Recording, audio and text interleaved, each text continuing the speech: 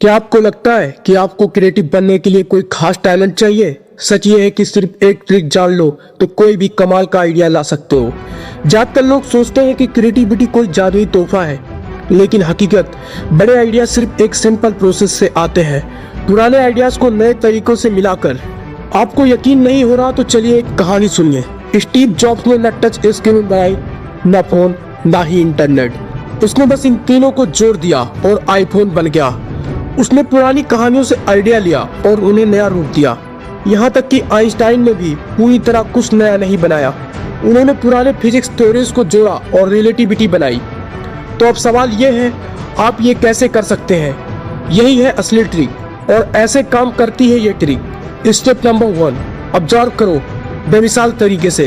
पढ़ो, देखो, सुनो, हर तरफ से नॉलेज लो।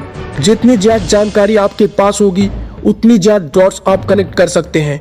लेकिन ध्यान रहे, सिर्फ जानकारियां इकट्ठी करने से कुछ नहीं होगा।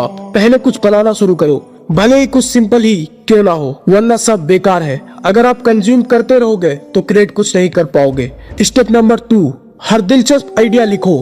कोई फर्क नहीं पड़ता कि कितनी अजीब या अनरिलेटेड है। कोई मार्केटिंग का कंसेप्ट हो या कोई साइंस फैक्ट या फिर कोई पर्सनल एक्सपीरियंस, सब नोट करो। स्टेप 3, अप्रत्याशित कनेक्शन खोजो। अपने आप से पूछो, क्या होगा अगर मैं इस आइडिया को उस प्रॉब्लम पर लागू करूं? बस यहीं से असली इनोवेशन शुरू होता है। एक और कहानी सुनो। जेम्स डायसन ने वैक्यूम क्लीनर को इंडस्ट्रियल साइक्लोन टेक से जोड़ा और बना डाला पहला बैगलेस वैक्यूम।